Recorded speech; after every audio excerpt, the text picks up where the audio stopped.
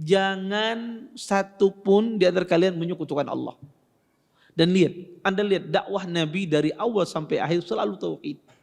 Selalu tauhid, dan itu ciri khas dakwah Ahlussunnah.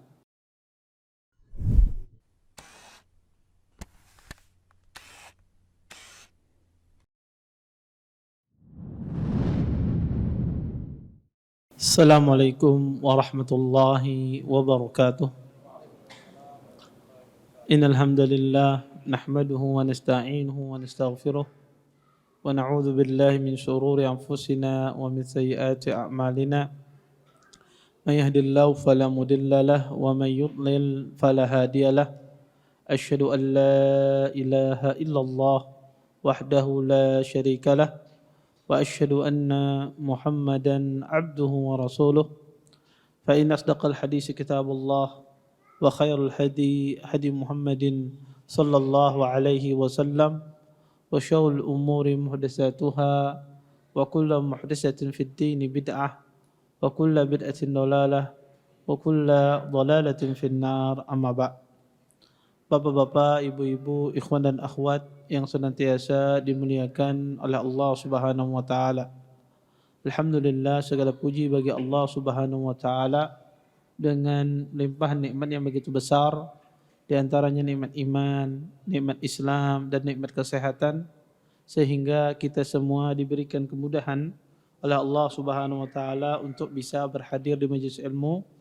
Mudah-mudahan apa yang kita pelajari, apa yang kita tuntut pada pertemuan kali ini mendatangkan keberkahan dari Allah Subhanahu wa taala dan kita bisa mengambil manfaat dari apa yang akan disampaikan nantinya. Bapak, Ibu, ikhwan dan akhwat yang dimuliakan oleh Allah Subhanahu wa taala, kita masuk pada bab baru, Bai'atul Aqabah al-Ula. Ya. Bai'ah Aqabah yang pertama. Kata Syekh di sini, في السنة الثانية عشرة قدم 12 رجلا من عرب المدينة فاجتمعوا بالرسول صلى الله عليه وسلم عند العقبة الأولى وبايعوا على الإسلام بشروط. Pada tahun ke-12 Hijriyah, kata beliau, pada tahun ke-12 kenabian telah datang 12 orang laki-laki dari Arab Madinah. Mereka berkumpul bertemu dengan Nabi SAW di Aqabah yang pertama. Aqabah itu tempat yang berada di Mina. Maka sekarang itu dikenal dengan Jamratul Aqabah. Ya. Maka tempat yang ada di Mina, di situ dulu ada pohon di sana. Wa bay'u 'alal Islam bisyurut. Dan mereka 12 orang ini berbaiat, ya, masuk agama Islam dengan syarat-syarat. Di antara syarat yang disebutkan adalah, kata Syekh di sini, ala alla yusyriku billahi syai'an wa la yusriku wa la yaznu wa la yaqtulu auladahum wa la ya'tu bi buhtanin yabtarunahu baina aydihim wa arjulihim wa la ya'su fi ma'rufin fa in awfu falahumul jannah wa in asabu min dzalika syai'a fa amruhum ila Allah in syaa'a ghafar wa in syaa'a adzab. Di antara baiat tersebut adalah mereka tidak menyekutukan Allah dengan sesuatu apapun juga. Mereka tidak mencuri, mereka tidak berzina, mereka tidak membunuh anak-anak mereka, dan mereka tidak mendatangkan tuduhan-tuduhan palsu yang mereka ciptakan, yang mereka timbulkan, baik itu dari depan ataukah dari belakang. Dan mereka tidak bermaksiat pada perkara yang ma'ruf. Dan barang siapa yang menepati demikian, maka bagi mereka surga. Dan jika seandainya, ya, mereka melanggar dari hal tersebut, maka, ya, perkara mereka kepada Allah Subhanahu wa taala. Jika Allah ingin mengampuni mereka, maka akan diampuni. Jika Allah ingin mengadab mereka, maka mereka akan diadab. Walamma raja'u ila biladihim arsala ma'ahum ar-rasul man yu'allimuhum al-islam wa yufaqqihum fid din fantashara al-islam bisababihim hatta lam yabqa baitun min buyutil madinah illa wa fihi dzikrul islam. Kemudian ketika 12 orang ini kembali ke negeri mereka, Nabi SAW mengutus salah satu dari sahabat Nabi bersama mereka untuk mengajarkan mereka agama Islam, memahamkan mereka tentang agama Islam. Maka agama Islam pun tersebar ya, dengan sebab 12 orang tersebut kembali ke kota Mekkah, ke kota Madinah, sampai tidak ada satupun rumah dari rumah di kota Madinah kecuali di situ disebutkan agama Islam. Bapak Ibu ikhwan dan akhwat yang dimuliakan oleh Allah Subhanahu wa taala, kita tahu pada pertemuan sebelumnya kita menjelaskan bahwasanya Nabi SAW mendakwahkan agama Islam ini ke kabilah, ke Bani Syaiban dan yang lainnya. Dan tidak ada yang menerima kecuali orang-orang yang berasal dari Madinah. Yang mana pada saat itu jumlah mereka adalah cuma 6 orang. Ya, 6 orang yang kita sebutkan: As'ad ibn Zurarah, Jabir bin Abdullah, Auf bin Al-Haris, Rafi ibn Malik, Qutbah ibn Amir dan Uqbah ibn Amir. 6 orang ini didakwahkan oleh Nabi dan mereka langsung masuk Islam. Kemudian ketika mereka balik ke negeri mereka, ke kota Yathrib, ke kota Madinah, maka mereka mendakwahkan agama Islam ini. Sehingga dari 6 orang tersebut datang tahun berikutnya, pada tahun ke-12 Nabi diangkat menjadi Nabi, ya 12 kenabian. Nabi SAW kedatangan 12 orang dari orang-orang Madinah. Mereka ya ingin berbaiat kepada Nabi, ya ingin berjanji kepada Nabi SAW. Akhirnya pun 12 orang ini pun berbaiat kepada Nabi SAW. Maka 12 orang ini adalah 6 yang pertama kali datang, itu datang lagi. Plus ditambah 6 orang. Tapi 6 yang pertama kali datang, yang tidak datang cuma 1 orang, Jabir. Karena beliau ada uzur pada saat itu, Jabir tidak bisa hadir. Tetapi jumlahnya ada 12. 10 dari Khazraj, 12 dari suku Aus. 10 dari Khazraj, 2 dari suku Aus. Maka mereka datang bertemu dengan Nabi di Aqabah, di sebuah tempat namanya Aqabah. Aqabah itu yang berada di daerah Mina. Maka mereka bertemu dengan Nabi di sana, kemudian mereka berbaiat. Apa isi baiat mereka? Isi baiat mereka adalah luar biasa. Nabi SAW ketika bertemu dengan 12 orang ini, Nabi SAW tidak meminta mereka untuk menolong agama Allah. Tidak meminta mereka untuk melindungi Nabi dan kaum muslimin. Kenapa? Karena Nabi tahu perkara itu bukan di tangan mereka. Karena mereka orang biasa. Karena perkara membela, menolong dan seterusnya itu di tangan para zu'ama, para penguasa. Sedangkan mereka ini orang biasa, maka Nabi tahu. Nabi tidak mau membebani mereka yang di luar kemampuan mereka. Walaupun demikian, Nabi SAW tetap mensyaratkan. Apa yang disyaratkan oleh Nabi SAW dengan syarat yang luar biasa. Yang pertama kata Rasulullah, ya, isi perjanjian tersebut, jangan satu pun di antara kalian menyekutukan Allah. Dan Anda lihat dakwah Nabi dari awal sampai akhir selalu tauhid. Selalu tauhid, dan itu ciri khas dakwah Ahlussunnah. Makanya pembeda antara Ahlussunnah dengan Ahlul Batil beda dari sisi dakwah. Ahlussunnah itu pasti dia memulai dakwah dengan tauhid. Enggak mesti kita itu dakwah itu langsung judulnya tauhid, tidak. Bisa seorang masuk tauhid itu dalam bab fikih, dalam bab sirah, tetapi Ahlussunnah itu perhatian di dalam masalah tauhid. Karena tauhid itu yang menjadikan orang itu berubah. Orang kalau tauhidnya bagus, ya, apapun dikasih tahu dia nerima. Tapi kalau orang tauhidnya tidak bagus, ya, tidak benar, ya, maka susah diberitahu yang benar mana yang salah. Lihat Nabi SAW pertama kali Nabi ingin membangun sebuah masyarakat Islami apa? Akidah. Jangan menyekutukan Allah Subhanahu wa taala. Ini pelajaran, ya. Ini setiap pemimpin harus demikian. Baik Anda memimpin di dalam rumah tangga, memimpin di lembaga tertentu, di institusi tertentu, perhatikan tauhid tersebut. Ya, perhatikan tauhid. Kalau ada anak buah kita, ada keluarga kita yang menyimpang akidahnya, tegur. Jangan dibiarkan, nasihati. Ya, ajarkan mereka tahu tauhid. Ini Nabi SAW membangun sebuah masyarakat dengan tauhid. Kemudian yang kedua, ya, dan seterusnya itu berkaitan dengan akhlak. Kata Nabi, jangan mencuri, jangan berzina, jangan membunuh anak-anak kalian, jangan kalian menuduh dengan tuduhan palsu, ya. Maka ini semuanya berbicara tentang masalah akhlak. Maka akhlak itu sangat besar peranannya di dalam agama Islam. Maka orang, suatu masyarakat kalau hilang akhlaknya, maka hilang semuanya. Muamalahnya hilang, perekonomiannya hancur. Maka masyarakat di mana saja kalau hilang sudah akhlaknya, Anda lihat perekonomian mereka pasti hancur.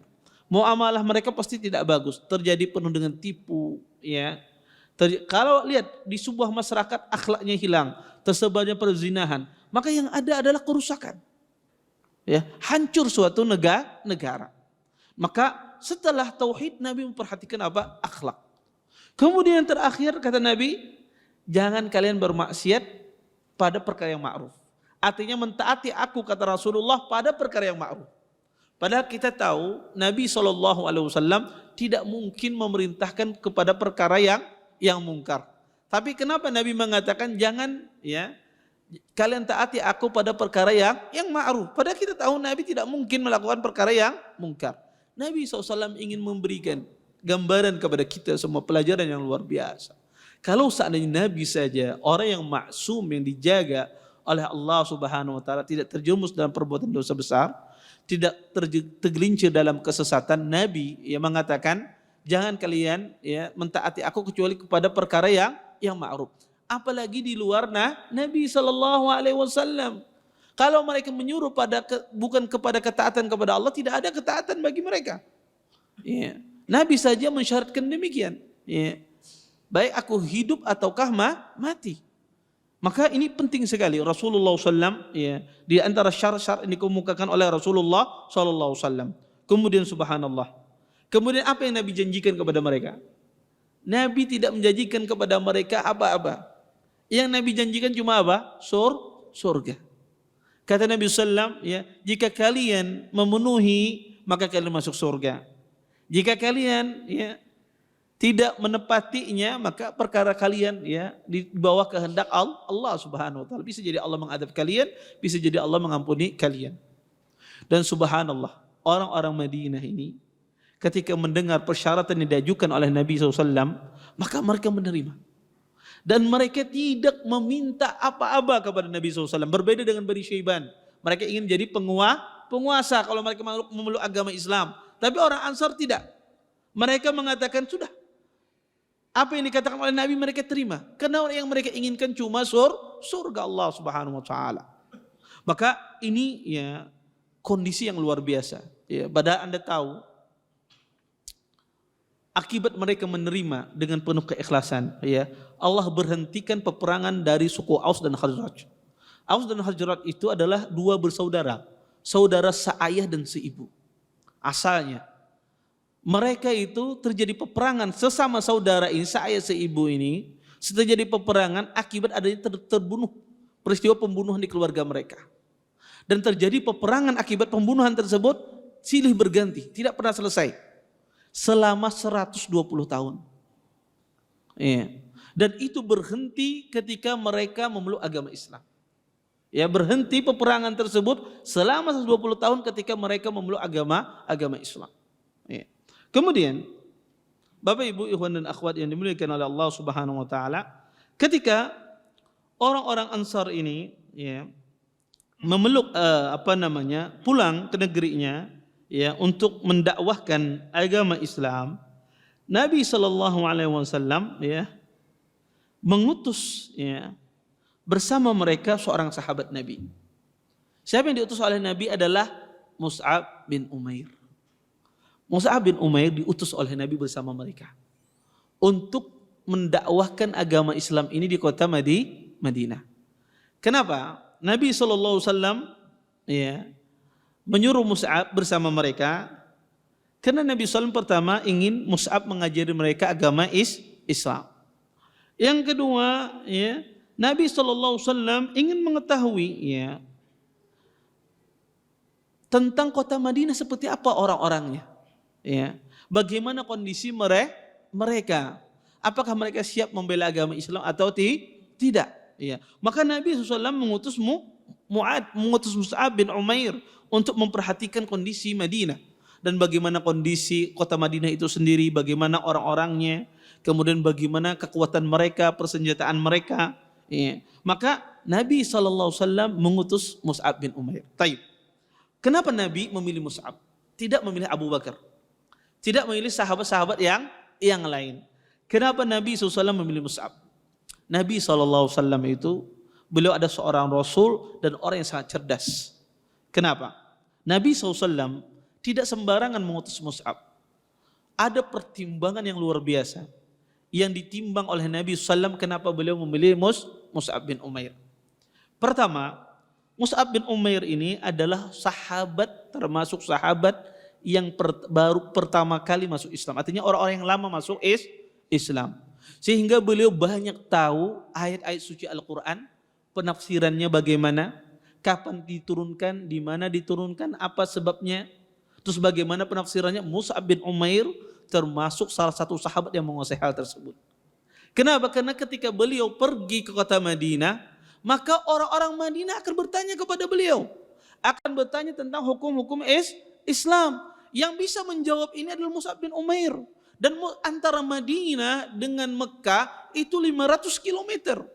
Kalau seandainya Nabi tidak mengutus orang yang alim, maka Mus'ab bin Umair, penduduk Madinah kesusahan. Kemana mereka mau bertanya? Kemana mereka bertanya? Haruskah mereka safar 500 kilometer? Makanya Nabi SAW pilih Mus'ab, karena Mus'ab bin Umair adalah sahabat Nabi SAW yang paling mengerti tentang masalah tafsir Quran. Karena dia sahabat yang lama masuk Islam. Kemudian pertimbangan yang kedua, kenapa Nabi SAW mengirim Mus'ab bin Umair? Karena Mus'ab bin Umair itu terkenal di kalangan para sahabat Nabi SAW, sahabat yang memiliki kecerdasan. Kemudian yang kedua, Mus'ab bin Umair terkenal sahabat yang sangat sabar. Iya. Dan yang ketiga, Mus'ab bin Umair terkenal sahabat yang sangat santun. Ya, sangat lembut orangnya. Maka ini sifat dibutuhkan oleh seorang dai. Sifat semacam ini sifat seorang dai. Dai itu butuh namanya kesabaran. Ya. Kalau dai itu suka sarik-sarik, ya, ditinggalkan orang. Ya, setiap berceramah dimamai orang apa macam. Kadang masalah, ya, kadang sedikit masalah sarik apa macam, tidak ada yang suka. Seorang dai itu butuh namanya kesabaran. Ya. Yang kedua, seorang dai itu harus lembut. Tidak boleh dia kasar. Ya. Orang kalau berdakwah, walaupun dia sampaikan hak, tapi dia sampaikan dengan cara yang kasar, tidak penuh kelembutan, tidak penuh dengan kehikmahan, ditinggalkan orang. Ya. Karena orang melihat kelembutan. Kenapa kelompok-kelompok di luar Islam, banyak di antara mereka itu ada yang diterima dakwah mereka, pada yang disampaikan sesat semua. Karena mereka menyampaikannya dengan kelembutan. Yang ketiga, dibutuhkan dai itu adalah orang yang cerdas. Ya, dai itu harus orang yang cerdas. Ya, makanya kadang sebagian orang tua itu kadang pandangannya miring kalau menyekolahkan anak di pondok pesantren kadang-kadang. Kalau anak ulun sugih, masukkan sekolah SMA. Kalau anak ulun pintar, masukkan jurusan IPA. Kalau yang kada tapi pintar, masukkan pondok aja. Kadang demikian. Pemikiran orang tua, kalau anak ini pintar, sayang ini masuk pondok ini. Ini punya bakat luar biasa. Harus jurusannya IPA dan semisalnya, jadi dokter dan semisalnya. Kalau yang kada pintar, sudah masuk pondok aja, Bapak. Yang nakal-nakal masuk pondok aja, dahar Bapak. Subhanallah, kita butuh dalam agama itu orang-orang yang cerdas. Orang-orang yang cerdas itu butuh orang yang cerdas. Maka Nabi mengirim Mus'ab bin Umair, terpenuhi karakter ini pada Mus'ab bin Umair. Kemudian yang ketiga kata para ulama, kenapa Nabi memilih Mus'ab? Karena Mus'ab bin Umair ini adalah dari kabilah yang paling mulia dari kota Mekah. Karena dia dari kabilah Bani Abdiddar. Bani Abdiddar ini termasuk kabilah yang syaraf di penduduk Mekah. Kabilah yang sangat mulia di antara penduduk Mekah. Maka bukan karena Nabi SAW memperhatikan orang kaya, tidak. Tapi Nabi SAW ingin menjelaskan kepada orang-orang Madinah yang datang kepada kalian ini bukan orang yang sembarangan. Sehingga perkataannya didengar, perkataannya disimak ketika Mus'ab bin Umair menyampaikan agama Islam. Kemudian yang keempat kata para ulama, kenapa Nabi memilih Mus'ab bin Umair? Karena Mus'ab bin Umair ini ya, menjadi role model, percontohan bagi orang-orang kaya. Bahwasanya Mus'ab bin Umair ini adalah orang yang kaya. Dan dia orang yang sangat kaya di kota Mekah. Ya, tetapi dia meninggalkan kekayaannya karena Allah. Nabi ingin menjelaskan ke orang Madinah, Islam itu bukan mencari kekayaan. Ini contoh Mus'ab bin Umair, orang yang paling kaya. Ya, di antara orang yang paling kaya di kota Mekah. Dan dia tinggalkan hartanya karena Allah Subhanahu wa taala. Ya, karena Islam itu tidak mencari harta. Ya, orang agama Islam tidak mencari harta. Maka Nabi kasih Mus'ab bin Umair sebagai role model bagi orang-orang Madinah. Kemudian kata para ulama, sebab Nabi juga ya mengutus Mus'ab bin Umair ya ke kota Madinah adalah Mus'ab bin Umair ya adalah orang kaya.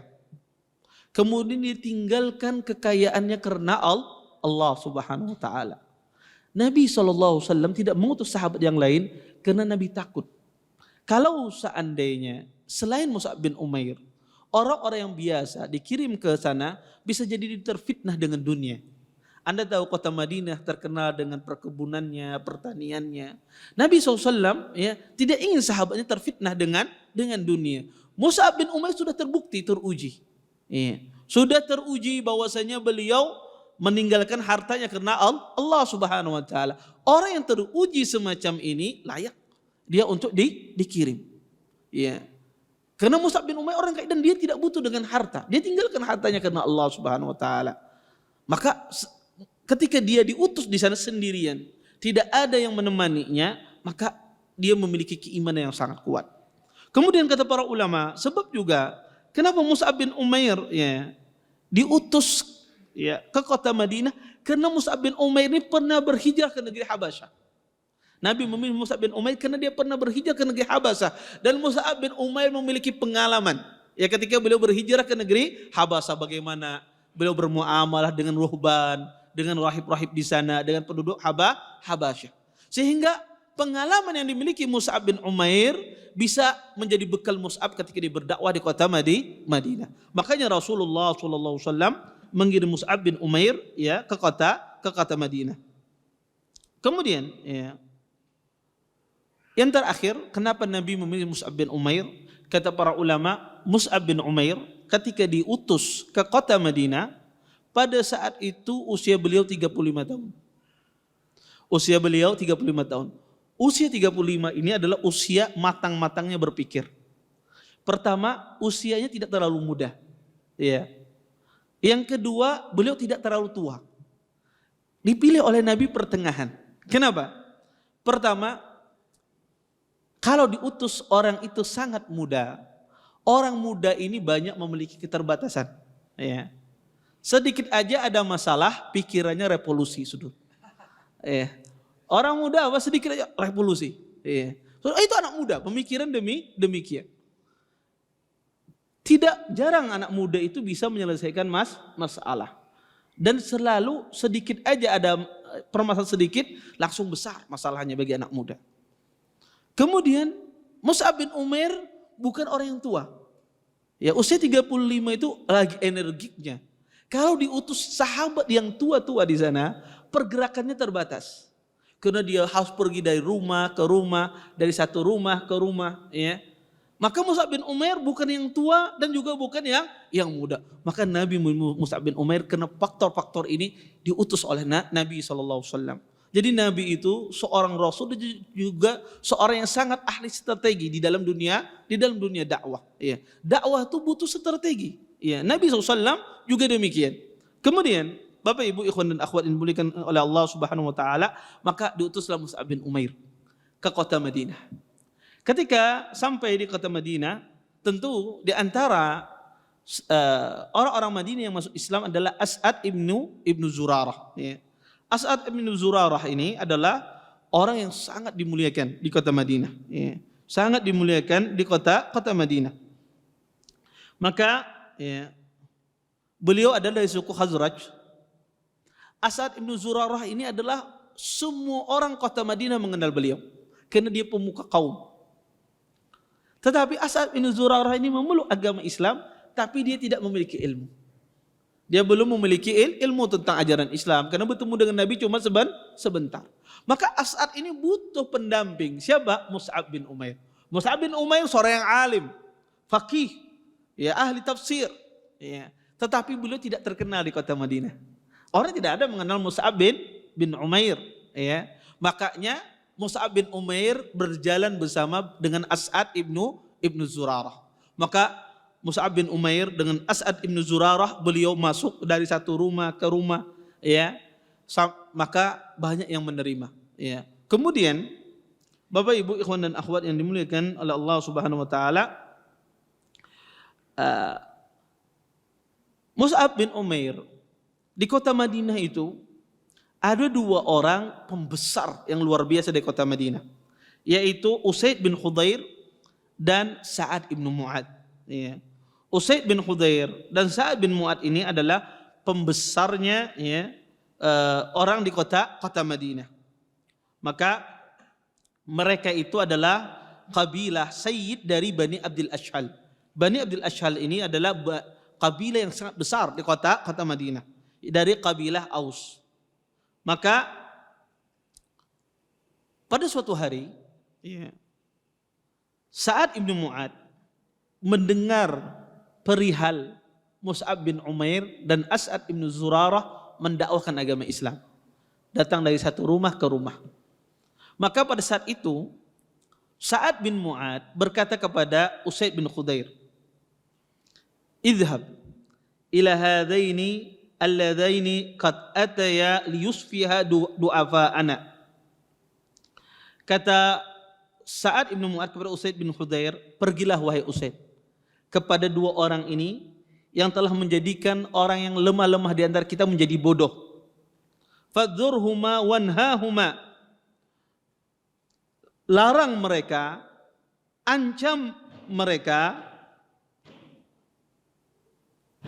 Kemudian kata Sa'ad bin Mu'ad, kata Sa'ad bin Mu'ad, "Fa inna As'ad ibnu Zurarah ibnu khalati. Walaula dzalika lakaffaituk." Kata beliau, ya, kalaulah bukannya di sana ada As'ad ibnu Zurarah, dan As'ad ibnu Zurarah kata Sa'ad bin Mu'ad itu adalah anak bibiku. Kalaulah tidak bersama Mus'ab itu adalah As'ad bin Zurarah, niscaya aku yang sendiri, kata Sa'ad bin Mu'ad, yang mencegahnya. Tapi karena As'ad ibnu Zurarah ini adalah anak bibiku, aku tidak enak.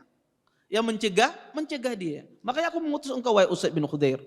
Akhirnya Usaid bin Khudair pun datang, mendatangi Mus'ab bin Umair dan As'ad bin Zurarah. Didatangi oleh Usaid bin Khudair dan dia mengambil tombaknya. Kemudian ketika dia datang kepada Mus'ab bin Umair dan dilihat oleh As'ad bin Zurarah dari kejauhan, maka As'ad bin Zurarah pun mengatakan kepada Mu'ad, "Hadza sayyidu qaumihi qad ja'aka fasduqillahi fihi." Kata As'ad bin Zurarah, "Wahai Mus'ab, sesungguhnya ini yang datang kepada engkau ini, Usaid ini adalah sayyidu qaumihi, pemimpin kaumnya. Berkata benarlah engkau, ya, fasduqillahi fihi, berkata jujurlah engkau kepadanya wahai Mus'ab." Maksud kata As'ad bin Zurarah, katakan apa yang sebenarnya, ya, sesuai dengan yang diwahyukan oleh Allah kepada Nabi Muhammad SAW. Maka pada saat itu pun datang Usaid bin Khudair dengan penuh marahnya. Maka Usaid bin Khudair pun mengatakan kepada As'ad bin Zurarah dan Mus'ab bin Umair, kata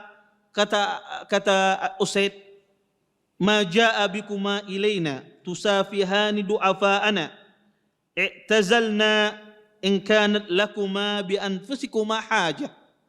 Kata Usaid bin Khudair, sesungguhnya kalian berdua ini telah datang, telah menjadikan orang-orang lemah di antara kami menjadi bodoh, ya. Pergilah kalian berdua, menyingkirlah kalian berdua, ya. Kalau seandainya, ya, kalian, ya, tidak melakukan demikian, maka nyawa kalian terancam, kata dia, ya. Kemudian mendengar demikian, Mus'ab bin Umair pun tenang, ya. Kemudian Mus'ab bin Umair karena sudah terbiasa pengalaman di negeri Habasyah. Maka kata Mus'ab bin Umair, ya, awa tajlis fatasma. Kata Mus'ab bin Umair, wahai Usaid, duduklah sebentar. Ya, dengarkan apa yang aku sampaikan. Fa in radita amran, ya, jika engkau, ya, ridha, ya, terhadap perkara ini, ya, qabaltu, jadi saya akan terima. Dan jika engkau, ya, tidak menyenanginya, ya, maka kami akan menjauh sebagaimana yang engkau inginkan. Kemudian kata Usaid bin Khudair, ansafta, engkau telah berbuat adil, kata Usaid bin Khudair. Akhirnya pun dia duduk sambari dia menyindir di tombaknya. Kemudian mulailah Mus'ab bin Umair, ya, menjelaskan tentang agama Islam. Kemudian membacakan ayat Al-Quran. Kemudian di sela-sela tersebut ada kalimat Ar-Rahman, ya. Maka kalimat Ar-Rahman ini langsung masuk ke hati Usaid bin Khudair. Pada saat itu juga, ya, kata As'ad bin Zurarah, saya sudah melihat, ya, hilang, ya, murka dari wajahnya, kemarahan dari wajahnya sudah hilang ketika dia mendengar kata Ar-Rahman, ya. Kemudian kata As'ad bin Zurarah, fa wallahi la arabna fi wajhi al-Islam qabla an yatakallam fi isyraqihi wa tahallulihi. Kata As'ad bin Zurarah, kami tahu dari wajahnya Usaid bin Khudair ini dia telah memeluk agama Islam walaupun dia belum berbicara. Iya, ketika dia mendengar ayat tersebut, kata As'ad bin Zurarah, saya sudah tahu dia memeluk agama Islam walaupun dia belum berbicara karena saya melihat cahaya di wajahnya. Iya. Kemudian setelah itu Usaid bin Khudair setelah selesai mendengarkan ayat Al-Quran yang dibacakan oleh Mus'ab bin Umair, ma ahsan hadzal kalam, ya, indah sekali perkataan yang engkau bacakan wahai Mus'ab, ya, wa ma ajmalahu, dan alangkah indahnya apa yang engkau sampaikan. Kemudian berkata, ya, Usaid bin Khudair, kata beliau, kaifa tasna'un idza aradtum an tadkhulu fi hadzal din. Bagaimana kalian melakukan jika kalian ingin memeluk agama Islam? Apa yang kalian lakukan kalau kalian ingin memeluk agama ini? Kemudian diberitahukan oleh As'ad bin Zurarah mengucapkan syahadah Allah ilaha illallah. Maka dengan seketika Usaid bin Khudair memeluk agama Islam. Subhanallah. Lihat, dengan dibacakan Al-Quran memeluk agama Islam. Ya. Kemudian Usaid bin Khudair ini pun pergi ke Sa'ad bin Mu'adz yang mengutus dia. Sa'ad bin Mu'adz ini orang yang sangat cerdas. Ketika dari kejauhan dia melihat, ya, wajahnya, ya, Usaid bin Khudair ini berubah, ya, sumringah, ya, jadi bahagia dan semisalnya. Maka Sa'ad bin Mu'adz ini sudah tahu dari kejauhan, ya. Ketika dari kejauhan dia melihat langsung dia mengatakan ahlifu billah laqad ja'akum Usaid bighairi wajhi alladhi dhahaba bihi min indikum. Kata Sa'ad bin Mu'adz berkata kepada orang di sekitarnya, saya bersumpah demi Allah, kata dia, sesungguhnya telah datang, ya, Usaid bin Khudair dengan wajah yang berbeda sebelum dia pergi tadi. Iya. Maka Sa'ad bin Mu'adz sudah curiga, ini jangan-jangan memeluk agama Islam. Maka ketika Usaid bin Khudair datang, ya, kepada Sa'ad bin Mu'adz, kata Usaid bin Khudair, Sa'ad bin Mu'adz pun bertanya, apakah engkau telah memeluk agama Islam? Usaid bin Khudair tidak bisa berkata apa-apa, ya. Kemudian dia mengatakan, ya, sesungguhnya, ya, disebutkan dalam sebagian riwayat Usaid bin Khudair di sini berdusta, tapi riwayat ini tidak benar. Kenapa? Karena di kalangan sahabat tidak pernah mereka berdusta. Walaupun mereka orang jahiliyah zaman dahulu, tapi mereka tidak pernah berdusta. Tetapi Usaid bin Khudair memaksa Sa'ad bin Mu'adz untuk hadir, ya, di tempatnya Mus'ab bin Umair. Akhirnya pun Sa'ad bin Mu'adz pun datang dengan penuh kemarahan. Ya, datang dia kepada tempatnya Mus'ab bin Umair dan As'ad bin Zurarah. Ketika datang ke tempatnya As'ad bin Zurarah, Mus'ab bin Umair, ya, As'ad bin Zurarah pun mengatakan sesungguhnya ini adalah pemimpin kaumnya. Telah datang kepada engkau wahai Mu'adz, kepada engkau wahai Mus'ab. Kemudian As'ad bin Zurarah mengatakan, Sa'ad bin Mu'adz mengatakan perkataan yang sama kepada Mus'ab dan As'ad bin Zurarah untuk berhenti dari berdakwah. Kemudian Mus'ab pun juga mengatakan yang sama. Ijlis awala tasma. Duduk dulu kata Mus'ab. Ya, kau dengarkan, jika engkau terima silahkan, ya. Jika engkau tidak menyukainya kami akan pergi kata Mus'ab bin Umair. Taib. Ansafta kata Sa'ad bin Mu'ad. Akhirnya dibacakan oleh Mu'ad dengan ayat Al-Quran seperti dia membacakan kepada Usaid bin Hudayr. Dengan seketika Sa'ad bin Mu'ad pun juga memeluk agama Islam.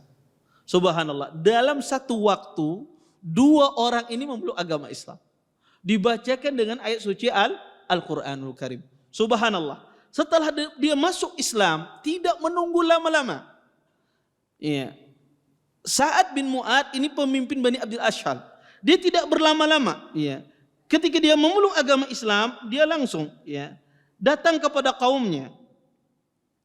Kata Sa'ad bin Mu'ad kepada kaumnya langsung, "Kaifa ta'lamuna amri fikum?" Wahai kaumku, bagaimana menurut kalian tentang aku ini? Ya, di sisi kalian. Kata kaumnya, "Sayyiduna wa afdaluna ra'yan." Ya. Kata kaumnya, engkau adalah pemimpin kami, orang yang paling bagus di dalam berpendapat, dalam bersikap. Kemudian kata Sa'ad bin Mu'ad, "Fa inna kalama rijalikum wa nisaikum alayya haramun hatta tu'minu billahi wa rasulih." Kata Sa'ad bin Mu'ad, sesungguhnya laki-laki kalian dan wanita-wanita kalian haram berbicara denganku, kata beliau. Tidak boleh berbicara denganku sampai kalian beriman kepada Allah. Maka subhanallah, dengan seketika semua kabilahnya masuk agama Islam. Dengan seketika semua kabilahnya masuk agama Islam. Bani Abdul Ashhal semuanya memeluk agama Islam kecuali satu orang. Pada saat itu tidak hadir terlambat memeluk agama Islam, yaitu Usairam. Usairam ini dia terlambat dan dia masuk Islam sebelum peperangan Uhud. Sebelum peperangan Uhud dia memeluk agama Islam dan terbunuh dalam peperangan Uhud. Ya. Tetapi bayangkan satu kabilah semuanya memeluk agama Islam. Ya. Maka perkataan yang singkat, yang mungkin kita butuh puluhan tahun untuk mendakwai orang. Maka Sa'ad bin Mu'ad langsung mengatakan, kata Sa'ad bin Mu'ad, kalau kalian tidak memeluk agama Islam sudah, jangan berbicara lagi sama aku. Laki-lakinya kah, wanita-wanitanya kah, jangan ada lagi, kata Sa'ad bin Mu'ad, berbicara kepada saya. Maka dengan seketika mereka memeluk agama Islam. Subhanallah. Di sini ada faedah yang luar biasa, Bapak Ibu, ikhwan dan akhwat yang dimuliakan oleh Allah Subhanahu wa taala, bahwasanya orang itu kalau diberikan oleh Allah Subhanahu wa taala keindahan di dalam bacaan Al-Qur'an, kemudian seorang tersebut punya kefasihan di dalam membaca Al-Qur'an, atau seseorang tersebut diberikan kelebihan oleh Allah dalam memahami Al-Qur'an, dalam mengerti tafsirnya, maka Al-Quran itu dakwah yang luar biasa. Seorang berdakwah dengan Al-Quran itu luar biasa. Semua orang menerima dakwah dengan Al-Quran. Anda berdakwah dengan Al-Quran, semua orang menerima. Anda pergi ke kampung-kampung yang sering mencela dakwah, Anda ajari anak-anaknya dengan Al-Quran, Anda ajari anak-anaknya dengan mengaji, mereka terima. Walaupun mereka tahu Anda ini adalah orang yang tidak sependapat, tapi ketika Anda ajari Al-Quran, Anda ajari anak-anaknya bisa mengaji, maka mereka terima. Makanya Syekh Qar'awi rahimahullahu ta'ala, beliau salah satu seorang da'i. Beliau menjadikan daerah dekat Yaman. Beliau tinggal daerah dekat dengan Yaman. Dia masuk ke daerah Saudi Arabia. Beliau seorang alim besar, tapi datang ke pedesaan. Di pedesaan tersebut masyarakat melakukan kesyirikan, Maka beliau mendakwahinya dengan apa? Dengan diajarkan anak-anaknya Al-Quranul Karim. Padahal ini syekh besar, ngajari alif bata ikra. Lihat, syekh besar ini ngajari alif bata anak-anak masyarakat di sana. Abi ibunya melakukan kesyirikan, melakukan hal-hal yang khurafat dan semisalnya. Dan subhanallah, anak-anak itu ketika diajar Al-Quran balik ke rumah ibunya, balik ke rumah orang tuanya, lihat orang tuanya, anaknya bisa baca Quran, anaknya berakhlak dengan akhlak yang baik, senang orang tuanya. Kemudian di sela-sela pembelajaran beliau menanamkan tauhid, menanamkan akidah. Maka pada suatu hari di kabilah tersebut ada perayaan, yang mana perayaan ini berbau dengan kesyirikan. Kemudian ketika mau dirayakan, anak-anak mereka yang mencegahnya. Mereka mengatakan, Abah ini syirik, Umi ini syirik, tidak boleh, ini tidak boleh. Kata anak mereka. Semuanya marah. Ya, ini siapa majadikum syirik ini? Ya. Katanya Syekh Qara'awi. Orang sudah salut senang sama beliau. Syekh Qara'awi mengajarkan demikian. Akhirnya pun semuanya datang. Ya. Kemudian mereka bertanya tentang masalah ini. Ini dijelaskan oleh beliau dalilnya berdasarkan Quran dan Sunnah dan semuanya menerima. Maka berdakwah dengan Quran ini subhanallah ya, gunung aja bisa roboh, ya. Bisa hancur kata Allah Subhanahu wa taala dengan Al-Qur'anul Karim, apalagi hati manusia, ya. Hati manusia itu lembut, ya. Dibacakan Al-Qur'an, ya. Orang yang hatinya lembut dibacakan Al-Qur'an itu mudah dia menerima. Maka ya seseorang ketika berdakwah itu jangan pernah pesimis ya. Dengan seketika Allah Subhanahu wa taala bisa mengubah masyarakat memeluk agama Islam, ya. Anda lihat Nabi berapa lama berdakwah ya di kota Mekah, ya puluhan tahun Nabi berdakwah, 13 tahun kurang lebih beliau berdakwah di kota Mekah. Maka Anda lihat bersusah payah Rasulullah SAW yang masuk Islam cuma sedikit. Tetapi dengan seketika, dengan sebentar saja, pada tahun ke-10 Hijriah, pada tahun ke-11 Nabi mendakwahi orang-orang Madinah datang, tahun ke-12-nya sudah masuk memeluk agama Islam hampir satu kota.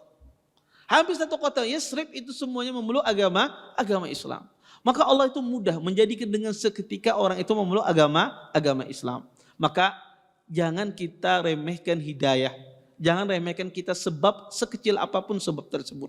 Ya. Maka seseorang selalu dia bersunudzon sama Allah Subhanahu wa taala. Kalau kita mendakwahi orang ini tidak bisa, maka kita terus berusaha. Ya, terus berusaha. Maka orang itu kalau sudah badlul asbab, melakukan usaha yang maksimal, maka sudah serahkan urusannya kepada Allah Subhanahu wa taala. Dan ini pelajaran. Nabi SAW dengan seketika, dengan mudah Allah jadikan dakwahnya diterima oleh orang-orang Madinah, oleh orang-orang Yathrib pada saat itu. Dan semuanya memeluk agama Islam. Ini berkat dakwahnya Rasulullah sallallahu alaihi wasallam. Maka kata para ulama dari peristiwa ya Nabi SAW, peristiwa Bai'atul Aqabah ini kata para ulama, banyak sekali pelajaran yang bisa kita ambil. Apa pelajaran yang bisa kita ambil? Pertama, bahwasanya dakwah itu ya dimulai dengan tauhid, tidak dimulai dengan yang lainnya. Kesuksesan dakwah itu adalah pondasinya adalah tauhid. Kalau pondasi itu adalah dengan pondasi tauhid, maka semuanya ya menjadi baik. Tapi kalau pondasi awalnya bukan tauhid, ya, karena ada di luar Ahlus Sunnah wal Jamaah, mereka tidak mau berdakwah dengan tauhid. Kata mereka akidah itu memperpecah belah umat. Kata mereka dakwah tauhid ini tidak menyatukan umat, padahal salah. Umat itu disatukan dengan tauhid. Orang itu kalau akidahnya sama maka hatinya bersatu. Orang itu kalau akidahnya berbeda maka hatinya tidak akan pernah bersatu. Ya apapun, orang kalau akidahnya berbeda tidak mungkin dia bersatu. Walaupun nonton bola kadang pun bersatu. Ya. Maka kalau akidahnya berbeda tidak mungkin bersatu. Kemudian yang kedua, berdakwah itu ya seseorang harus melihat maslahat dan mudarat. Nabi SAW mempertimbangkan dakwah dengan matang. Beliau mengutus Mus'ab bin Umair, tidak mengutus sembarang orang. Maka juga berdakwah demikian. Karena membangun itu lebih susah ketimbang menghancurkan. Anda menghancurkan dakwah itu mudah. Tetapi membangun dakwah itu susah. Kalau menghancurkan dakwah itu sangat mudah. Pian berkomentar di medsos, ini Masjid Utsman bin Affan ini masjidnya radikal. Pian komentar aja macam-macam. Karena sampai siapa hancur dakwah itu mudah. Karena menghancurkan dakwah itu mudah. Tetapi membangun dakwah itu susah. Maka seseorang harus memperhatikan hikmah di dalam berdakwah. Ya. Seseorang harus lembut, dia berdakwah, kemudian dia memperhatikan maslahat dan mudarat ketika dia berkata-kata, ketika dia menulis, ketika dia bermuamal, dia perhatikan maslahat dan mudarat. Jangan sampai kita penyebab hancurnya dakwah. Ya. Jadilah kita ini penyebab dakwah itu berkembang, dakwah itu maju, ya dakwah itu tersebar. Jangan kita penyebab dakwah itu hancur. Ya. Maka ini penting ya seseorang ketika di dalam dunia dakwah memperhatikan maslahat ya yaitu khususnya hikmah di dalam berdakwah. Kemudian yang ketiga, faedah dari ya, peristiwa ini bahwasanya pertolongan Allah Subhanahu wa taala itu datang kapan saja. Allah Subhanahu wa taala akan menolong agamanya. Siapapun tidak akan bisa ia memudaratkan agama Allah Subhanahu wa taala. Siapapun tidak bisa ingin memadamkan api agama Allah Subhanahu wa taala. Tidak bisa. Cahaya agama Allah tidak bisa dipadamkan. Maka Allah pasti akan menjaga agamanya. Baik itu dengan kita ataupun dengan selain kita. Pasti Allah Subhanahu wa taala akan menjaga agama ini. Dan pertolongan Allah itu datang kapan saja. Dari arah-arah yang tidak kita sangka-sangka. Maka seorang muslim harus yakin dia bahwasanya dakwah sunnah ini pasti ditolong oleh Allah Subhanahu wa taala. Kemudian faedah yang keempat dari peristiwa Bai'atul Aqabah ini adalah bahwasanya Nabi SAW ketika mendakwahi 6 orang, kemudian pada tahun berikutnya datang 12 orang dan seterusnya, mereka kembali ke negeri mereka berdakwah. Maka kita itu kalau kita mengenal sunnah, tahu sunnah, maka jangan kita saja yang menjalankannya, maka kita berusaha mendakwahi sesuai dengan kemampuan kita. Mendakwahi itu tidak mesti ada ceramah di mimbar, di podium mimbar, tapi mengajak orang, ya, menunjukkan orang kepada kebaikan, entah itu dengan mengirimkan WA, entah itu mengajak dia pergi ke majelis taklim, entah itu memberikan informasi kepada dia tentang masalah perkara agama, maka itu bagian dari dunia dakwah. Ya, maka seseorang berdakwah dengan kemampuannya. Ada orang itu pintar berpender, ya berdakwah dengan kemampuan bicaranya. Ada orang itu pintar menulis, kada bisa berpender. Kalau disuruh berpender, tapi menulis, masya Allah luar biasa. Maka dia berdakwah dengan tulisannya. Ada orang itu dia diluaskan rezekinya oleh Allah, berdakwah dia dengan hartanya. Ada orang tersebut diluaskan oleh Allah Subhanahu wa taala dengan kecerdasannya, dia berdakwah dengan kecerdasannya. Maka seseorang berdakwah sesuai dengan kemampuannya. Berdakwah di sini maksud saya adalah mengajak orang kepada kebaikan. Maka ini penting ya kita tanamkan pada diri kita. Maka ya orang yang pertama kali kita ajak adalah keluarga kita, ibu kita, ayah kita, anak kita, istri kita, ya atau suami Anda di rumah. Ya kalau ibunya mengenal sunnah, maka suami ibu mengenal sunnah, berusaha dia memahamkan kepada suaminya tersebut agar mengenal sunnahnya Nabi SAW. Taib. Mungkin ini yang bisa saya sampaikan, mudah-mudahan bermanfaat. Sisa waktu yang ada mungkin kita, kalau ada pertanyaan silahkan. Kalau pertanyaan langsung, tafadhol. Taib. Nggak.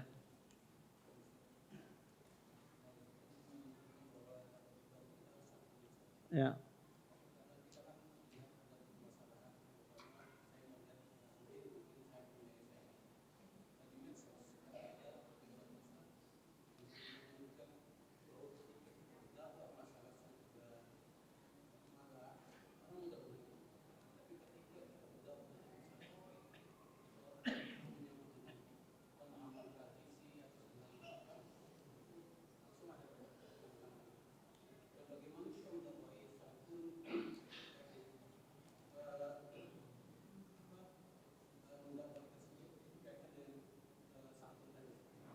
Iya.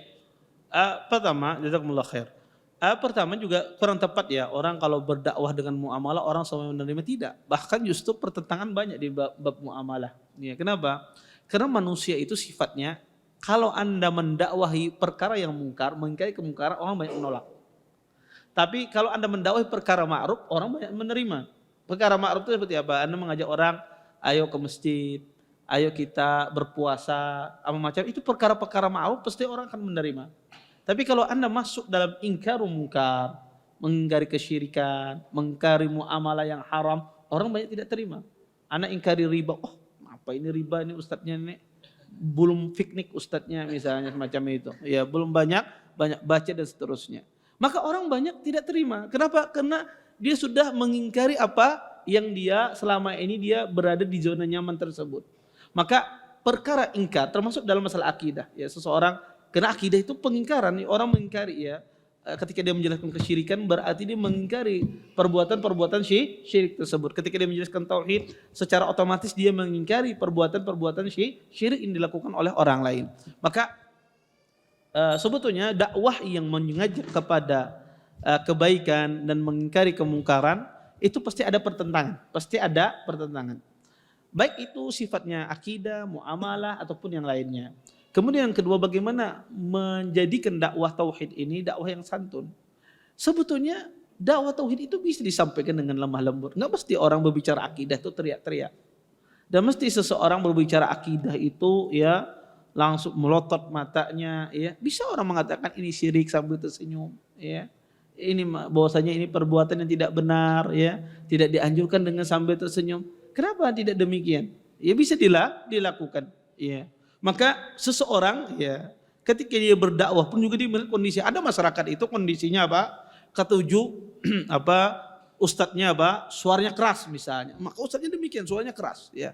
Kalau ustadznya pelan, guring berataan misalnya. Ya maka keras, naikkan suaranya. Ada di masyarakat itu ada ketujuh suaranya keras, ya. Kalau walaupun sidin bicara akhlak lah, nadanya keras, mikir masyarakat ini menyerang kepada dia.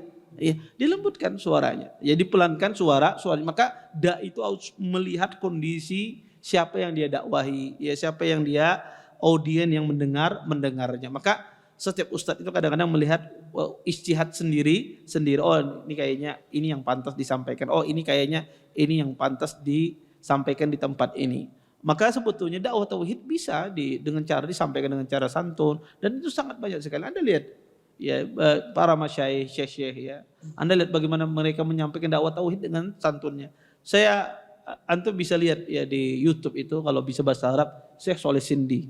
Itu orang yang luar biasa pakar di dalam masalah akidah. Anda melihat bagaimana cara beliau menyampaikan akidah dan membantah al-mukhalifun, orang-orang yang menyelisihi al-sunnah dalam perkara akidah dengan santunnya, ya dengan lemah lembutnya, tapi bantahannya luar biasa, ya.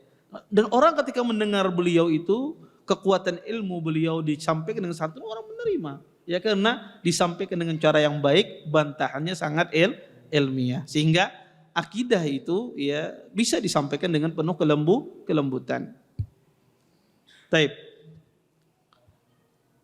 Apa sahih hadis yang melarang sholat berjamaah di antara tiang masjid? Disebutkan ya di dalam sebagian riwayat Nabi SAW ya menjelaskan ya di dalam hadis Sunan Ibnu Majah dan yang lainnya, Nabi dari sahabat mengatakan kunna nanha an nasuffa baina sawari al ahdi Rasulillah sallallahu alaihi wasallam.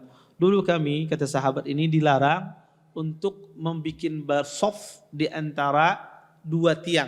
Jadi ada dua tiang pada zaman Nabi SAW. Para ulama salat di antara dua tiang itu makruh. Tetapi kapan dia makruh? Ketika masjidnya masih kosong. Ya, masjidnya masih kosong. Ada di saf di belakangnya kosong, tapi di sholat di antara dua tiang, itu yang makruh. Kemudian yang kedua, kalau makruh dia juga kalau seandainya dua tiangnya pendek. Kalau dua tiangnya panjang, jaraknya hampir satu saf, maka tidak makruh di sini. Ya, ini karena dia tidak memutus saf. Karena ilahnya sholat di antara dua tiang itu dia memutus saf. Tapi kalau tiangnya panjang, hampir satu saf, dia tidak memutus saf. Ya, yang memutus saf itulah tiang-tiang pendek jaraknya. Ya, mungkin safnya itu 15 meter misalnya lebarnya. Terus kemudian di antara saf itu ada dua tiang misalnya memisah ya saf tersebut. Nah itu yang makruh. Tapi kalau tidak memisah saf antara dua tiang, misalnya di pojok situ ada tiang, di pojok situ ada tiang, maka dia sholat di antara ini tidak ada masalah karena dia tidak memutus saf. Ya, maka dia makruh ketika masjid tersebut masih longgar, ya. Yang kedua dia makruh kalau seandainya dia memutus di antara dua saf. Kalau tidak memutus dari dua saf, tiangnya lebar, panjang, antara satu tiang dengan tiang berikutnya safnya itu panjang, maka ini tidak makruh. Kemudian, bila seorang ayah tidak bisa hadir untuk menikahkan anak gadisnya, apa langsung mewakilkan kepada wali hakim atau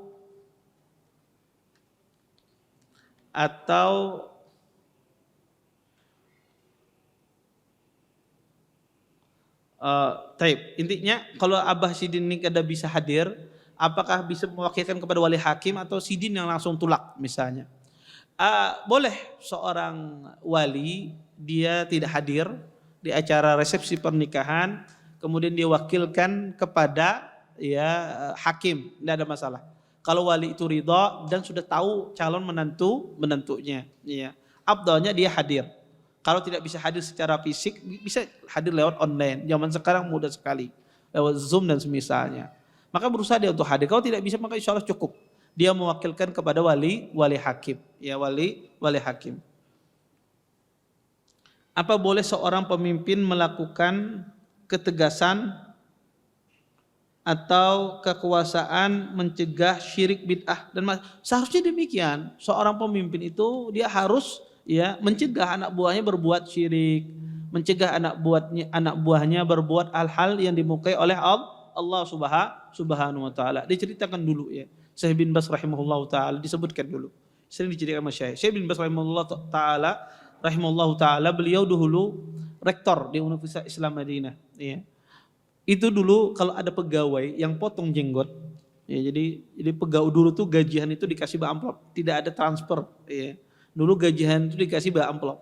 Jadi setiap pegawai datang itu digaji dipegang sama beliau jenggotnya. Kalau menipis dikurangi gajinya. Ya, soalnya demikian juga ya.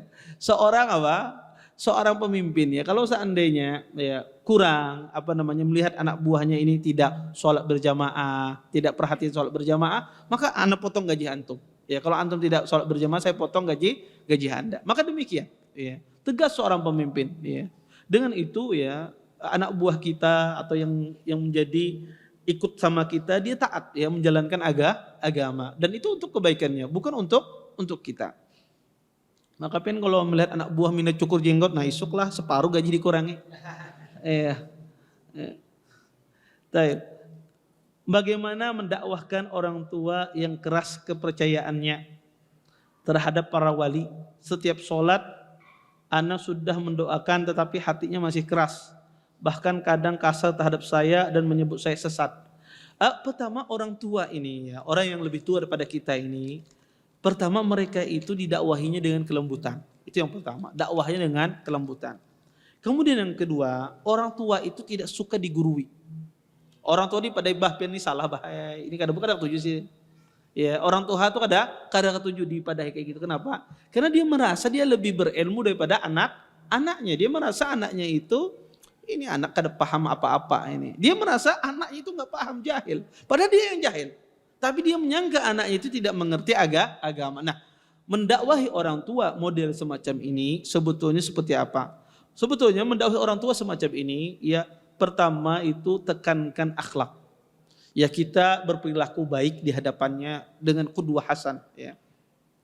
Maka ya, seseorang berperilaku baik dengan qudwah hasanah itu penting. Ya seseorang mendakwahi demikian. Ya karena mendakwahi dengan akhlak, ya orang tua itu sangat tersentuh dengan berdakwah dengan akhlak. Ya. Ada pengalaman pribadi, saya punya cerita, ya. Saya pribadi mengalaminya. Ya orang tua saya dulu itu kerja di bank. Ya dulu kerja di bank.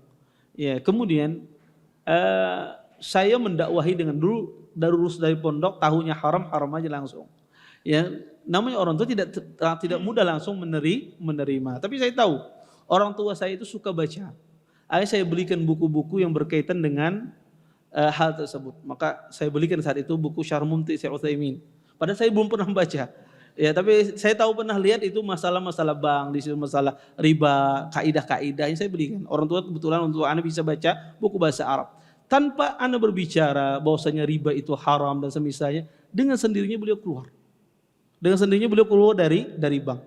Kenapa? Karena orang tua itu kadang-kadang kita padahkan sidin gak ada percaya lawan kita. Tapi ketika sidin mendapat sesuatu yang sidin serak, ya, yang sidin serak dengan apa yang sidin baca, dengan apa yang sidin dengan sendirinya dia menerima. Maka berdakwah ya dengan akhlak. Orang tua semacam ini misalnya percaya dengan wali-wali. Wali itu emang ada. Jangan bilang tidak ada. Wali itu emang ada. Bilang sama orang tua kita wali itu ada. Ada aulia Allah, ada wali-wali Allah, ada aulia syaitan, ada wali-wali syaitan. Ya jangan sampai dapat wali syaitan gitu. Ya, ada wali Allah Subhanahu wa taala ada, ya. Jelaskan kepada orang tua, bahkan itu usul Ahlus Sunnah wal Jamaah. Ya, usul Ahlus Sunnah wal Jamaah itu mempercayai wali-wali itu memiliki karamat itu usul Ahlus Sunnah wal Jamaah dan harus kita pahami itu. Maka ya kita tunjukkan kepada mereka akhlak yang baik, ya. Kemudian ya kita ajak misalnya ya kalau beliau itu suka mengaji, suka ya membaca, maka kasih buku bacaan. Ya, kalau beliau itu mainannya, karena orang tua itu kasih mainan, ya. Mainan orang tua itu beda dengan mainan anak muda. Maka lihat mainannya apa? Kalau beliau itu sukanya membaca, kasih ya buku bacaan. Kalau beliau itu sukanya sidin itu hobi menonton, hobi mendengarkan, kasih ya ustadz-ustadz yang penyampaiannya enak didengarkan, penyampaiannya enak ketika dilihat ya, mukanya kalau dilihat kayak nyaman dilihat gitu. Maka orang-orang demikian kasih ya. Dengan itu dia akan menerima. Ya. Maka orang tua, masing-masing orang tua itu beda-beda mainannya. Maka kasih mainan yang pas untuk orang tua tersebut. Ya sehingga dia tahu, oh ini ya ini di sini beliau. Atau beliau itu senang dipuji, maka puji orang tua Anda, ya ambung beliau, ya puji beliau, angkat derajat beliau, ya. Atau beliau senang dimuliakan, diajak makan, ditraktir makan, ya. Kemudian kita puji beliau, bah pen kenapa bina cahaya nih kajian apa pen kaji pulang nih, ya. Enggak ada masalah kita memuji beliau. Dengan itu, ya orang tua ketika melihat akhlak yang baik dari anak, apa yang disampaikan anak itu dia menerima dan terus bersabar. Jadi berdakwah itu sekali, dua kali, tiga kali berdakwah, kadang menerima terus sampai kada terus berdakwah itu. Ya, sampai ya Allah Subhanahu wa taala memberikan hidayah kepada beliau dan orang tua itu mudah sekali dia menerima hidayah. Orang Indonesia ini orang yang paling mudah menerima kebenaran. Betul lah. Ya orang Indonesia ini kalau antum bandingkan dengan orang di luar sana, orang India, orang Bangladesh ya, antum ya bandingkan mereka susah ya. Tabiat mereka itu susah. Kalau dipadahi itu susah. Makanya di orang Arab itu sangat senang sama orang Indonesia. Orang Indonesia kalau dibilang tidak boleh, oh iya langsung. Kalau orang luar dibilang tidak boleh, kenapa kada boleh? Bertanya kenapa? Kada boleh. Kalau orang Indonesia bilang tidak boleh langsung sudah. Kalau di luar sana kenapa kada boleh? Kita jelaskan ini, kada percaya dia. Maka orang Indonesia itu tabiatnya lembut. Ya, orang Indonesia ini tabiatnya lembut. Ya. Makanya terkenal dengan ramah tamahnya, suka menerima tamu. Maka orang tua kita pun juga demikian. Orang tua kita itu aslinya orangnya lembut. Ya. Tetapi ya kita tinggal kitanya saja mempolesnya dengan kelembutan, dengan akhlak yang baik. Maka insya Allah dia menerima apa yang kita sampaikan. Wallahu a'lam. Taib, ada lagi yang lain? Cukup?